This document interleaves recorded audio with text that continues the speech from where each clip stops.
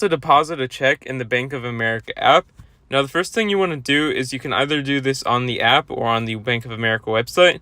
I will be using the app. So first thing you do, you get Bank of America mobile banking app on your phone. Then you want to open up the app and you actually just want to go over to the option that is called deposit checks.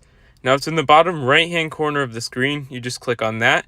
And from here, it'll bring you to this panel like so, where you can actually scan the front of check and the back of the check. Now, just by clicking on this camera icon, and then you enter in the check amount right here.